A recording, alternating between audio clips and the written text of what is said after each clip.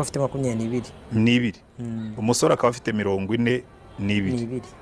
uyu musore hari utumenyero twinshi yamaze kubaka mu buzima bwe. yego kwicungira ubuzima bwe uko abyumva, kujya aho ashaka igihe ashakiye, amafaranga ye akayacunga.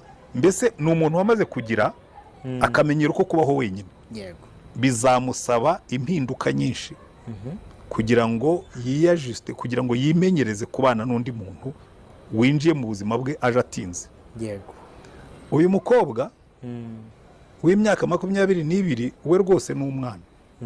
nta kintu yigeze acunga mu buzima, nta kintu yigeze, donc agiye nawe kugerageza kwisumbukuruza kugira ngo ajye ku rugero rw'imitekerereze y'umugabo umenyereye gucunga ubuzima batabimenyereye.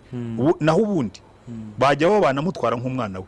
yego akatanga amabwiriza, endasha nzanira amasogisi aho ngaho. none ugasanga ni umugore ariko ubayeho nk'umwana mu rugo, nk'umwana urerwa cyane. icyo gihe rero bibyara ingaruka kera byaratinze.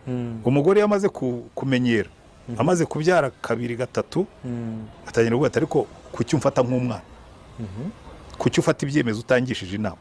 kuko mbere ntacyo byari bimutwaye, yari avuye iwabo amenyereye kuyoborwa no kugira, ariko abantu bigira imbere nko muri za 30 na